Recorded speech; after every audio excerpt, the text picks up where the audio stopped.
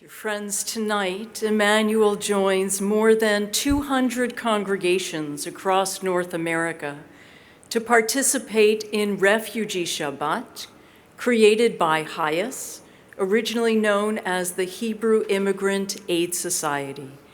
And for more than 100 years, HIAS has welcomed and helped to resettle new Americans, many of whom were our own relatives, who had the courage of Abraham and Sarah to leave their birthplaces and their parents' homes and their countries of origin to seek refuge, safety, and opportunity in ours. Over the last number of years from this pulpit, we have spoken about our tradition's imperative to welcome the stranger, as well as the emotional journey of being a stranger, whether Afghani, Syrian, Ukrainian, or more recently, those who have sought asylum entering through our southern border. HIAS reminds us of their core mission with this well-known quote: "We used to help refugees because they were Jewish. Now we help them because we are Jewish. Because no matter who is in our nation's leadership, what is expected of us as Jews does not change. We remain guided by our Jewish values." This Shabbat, we are so very fortunate to welcome Merrill, Zack, Chief Global Community Engagement Officer and Executive Director of HIAS New York. She is uniquely poised to lead HIAS's global strategies for educating, organizing, and mobilizing Jewish communities around the world to rise, to take action for those who have been forcibly displaced. This is a lesson she learned at her parents' side because they taught her that playing an active role in your community is non-negotiable, and also that fighting for justice is equally non-negotiable. That privilege, she said, is a gift and not a given. Ms. Zack holds a BA in Religion and Anthropology from Kenyon College and a master's degree in Public and Nonprofit Management and Policy from NYU. But her greatest degree, in my opinion, is that she is also a mensch.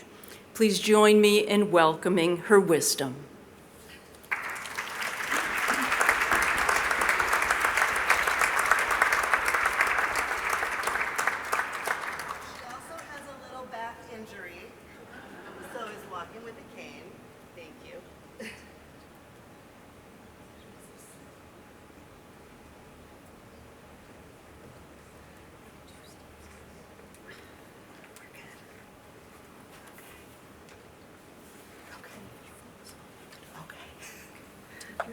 Hi, everyone. Shabbat Shalom. Rabbi Ehrlich, thank you for such a warm welcome, and thank you all for welcoming me here on behalf of HIAS. I may not look it, but I am a middle-aged person, a full-time working professional, a mom, and perhaps most relevant to what I'm about to say, I am a Brooklynite. And it takes a lot to get me out of my borough on a Shabbat evening. But when I received this invitation, it was an absolute no-brainer, a fast and easy yes. You all know, of course, because you are insiders to this community, you're close up to the magic of Temple Emanu-El. But I want to share with you that those of us who are not members also know that this is an incredible and inspiring community that lives its values in every way. My HIAS colleagues and I know this deeply because your congregation supports a critical staff member at HIAS, our New York City Migrant Support Coordinator. You've hosted HIAS in your space for employment workshops we run for our legal clients, where they get to work one-to-one with professional recruiters who have volunteered their time to help them with job searches, resumes, and mock interviews. and you take action on local and national immigration issues in myriad ways. So thank you for what you do. It's really an honor to be here with you tonight as you observe what is our 7th annual Refugee Shabbat with Hayas.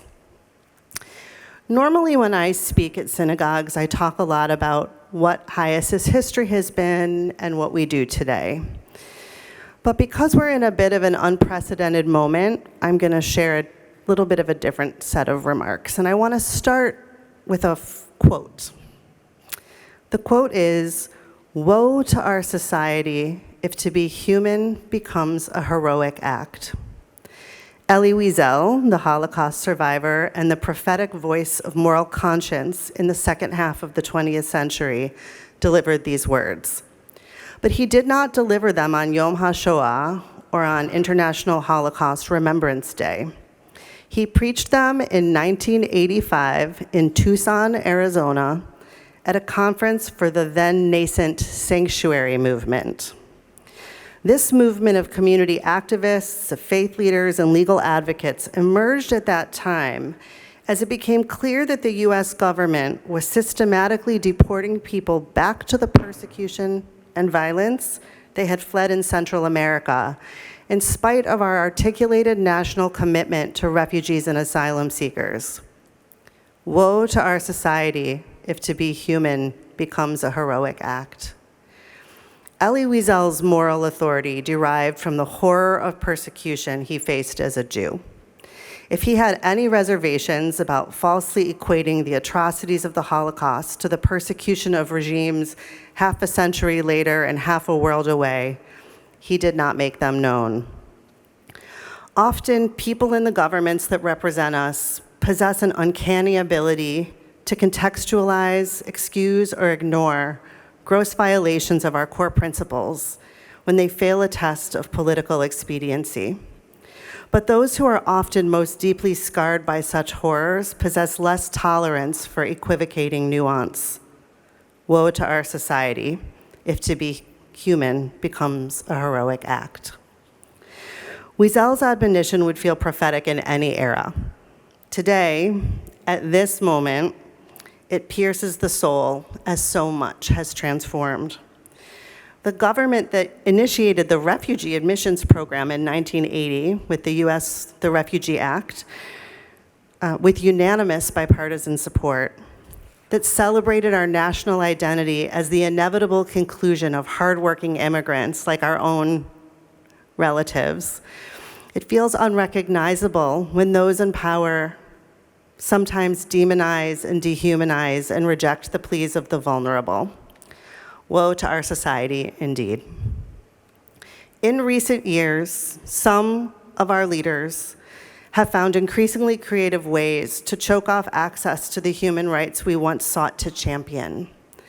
Actions taken earlier this year accelerated a trend that has firmly taken root already. And what we face now is devastating. The US refugee admissions program has been fully shut down. Essential programs that provide clean water, shelter, medical care, and other critical services around the world have been suspended. Just within Hayas's realm of service, this translates to 450,000 people globally no longer receiving our services. 2,000 new arrivals in the US are now without support they were counting on. 53,000 people who have fled conflict in Sudan no longer have access to life-saving care in Chad. 13,000 people in Costa Rica no longer receive legal protection services to help them access employment, medical care, education, and more. 4,000 stateless people in the Dominican Republic have no one to guide them through obtaining the documentation necessary to become full members of society. I could go on, but I won't. The list does. The work of Hayas and agencies like ours does more than uphold the dignity of those on the edges of society. It helps bring stability into chaos for the whole of society in cities, states, regions, and countries across the world. Our tradition, Jewish tradition, has long understood that addressing the needs of the most marginal population serves the whole. When Isaiah proclaimed, "And the effect of tzedakah will be peace, and the result of tzedakah, quietness and security forever." Charity is an investment in a whole society's ability to thrive. There are vitally important debates and conversations a society must have about how and where we make these investments and what limits or constraints are prudent. But what is happening now, in Hayes's opinion and my personal opinion, is not that. It's not a corrective of overreach or a reset of a broken system. It is cruelty enacted as policy. It is easy to debate policy intellectually, but when I pause and I actually let myself think about the individual stories behind the statistics, the people whose holy and sacred individual lives are impacted by the implementation of policy, it literally breaks me. The Afghans who risked their lives to help Americans, who continued to live in dangerous conditions, hoping, waiting in desperation and fear to come to the US, only to be told they cannot board the plane. The families who risk everything because they had no other choice, making the treacherous journey through the Darien Gap and coming north, before waiting in line for months with their CBP One appointment, the border app that lets you make appointments for asylum, doing everything the right way, only to have it canceled as they approach the border for the date and time of their appointments. The Haitian man and his son who fled after getting shot and almost kidnapped, stripped of their humanitarian parole status and left in legal limbo, vulnerable to deportation. It is devastating, it's overwhelming, and it's disorienting. One could posit that this is part of the intention, that the shock and awe tactics are designed to leave us feeling hopeless and powerless. But here too, our tradition provides a roadmap for us. In a place where no one is acting human, strive to be human. That is what Jewish tradition demands of us in the Mishnah in Pirkei Avot. It's a clear moral message about how we want to be in the world. When Jewish tradition orders us to strive to be human, our ears are trained to hear an inherently optimistic outlook on human nature, that when we are what we are intended to be, we are good. Acting human is an admirable objective. And that is what this moment demands. Not to give in to the woe that our society has reached, but to draw from every ounce of agency and moral clarity we have as Jews to bring our humanity into a deeply broken world. It is that message that drives Hayes's mission. As Rabbi Ehrlich said, we often say at Hayes that we used to help refugees and immigrants because they were Jewish, and now we do it because we are Jewish and because we are obligated to do so. So we stand today with our immigrant neighbors and with refugees striving to find safety in the US. We stand against ripping apart families, against stripping people of their right to even go before an immigration judge to tell their side of their story, against the grave economic impact that these terrible decisions will have, against allowing ICE to raid schools and places of worship, against cutting off federal funds to help refugees who are already in the United States or who have been cleared after more thorough vetting than anyone else entering this country to make a new life here. That is why Hayes is fighting in the courts against some cruel, misguided cuts put forward through executive orders.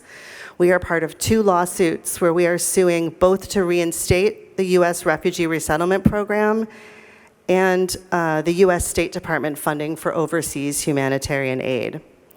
As you may also know, the Reform, Conservative, and Reconstructionist denominational movements are also part of this fight.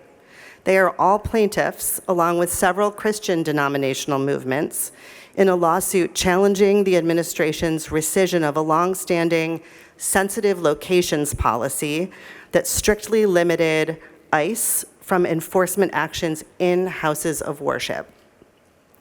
Especially at a time in which many agencies understandably don't have the same ability as HIAS to join public legal challenges to this cruelty, we do not take for granted that the movements put themselves out there, grounded deeply in the values that we share as Jews and people of faith. Individuals, too, can make a major difference. It's not just institutions. A few ideas to consider. Support your neighbors, our neighbors. We are New Yorkers. Well, some of you are from California and New Jersey, but we are New Yorkers. We know that the diversity of our city is one of the things that makes it so unique and so interesting. There are many ways to support our most vulnerable, newest neighbors, two of which are joining a rapid response network. These are often hyper-local efforts responding in real time to immigration enforcement actions by showing up on site and bearing witness. Another is accompanying impacted individuals to deportation hearings and other appointments. There are a number of immigrant rights organizations in the city that have programs that help facilitate volunteers to do nothing other than provide moral and physical support by just being there to individuals as they comply with law and try to navigate often complicated legal processes. Another, to advocate. HIAS will always have ways to provide you with advocacy opportunities on federal issues. It's part of our organizational DNA to believe that our elected officials always need to hear from us and be held accountable. They need to hear from us now over the disastrous impacts of some of the executive orders I mentioned, stopping the refugee program and all US-funded global humanitarian programs.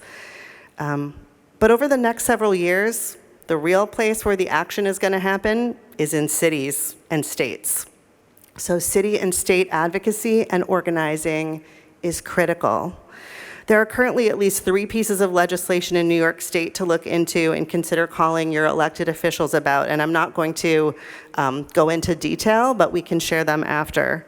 They're all about helping people access their basic human rights. Finally, and probably very unsurprisingly, the last option I'll offer is to give. I know this is a philanthropically minded congregation and community, and you know intuitively and from experience that your donations make a huge difference. Right now, organizations that serve immigrants, refugees, and asylum seekers, HIAS included, are working in an extraordinarily difficult context, and private dollars go a very long way. They support litigation, advocacy, mobilization work, the ability to provide legal services and social services to asylum seekers and migrants here, to challenge unlawful mass deportation, and to keep as many life-saving programs around the world alive as we possibly can amidst these devastating cuts to federal funding. It is a hard moment not to feel despair as we confront the fragility of a just society that we have painstakingly cultivated. Throughout history, we have often found ourselves in a place where no one is acting human, when we have cried out with Elie Wiesel, "Woe to our society if to be human becomes a heroic act." And yet, in every era, we commit again and again to strive toward our humanity. In this way, we remind ourselves of our capacity for kindness and our ability to rise, to help, even with our flaws, and that when we are what we are intended to be, we are good. Thank you so much. Shabbat Shalom.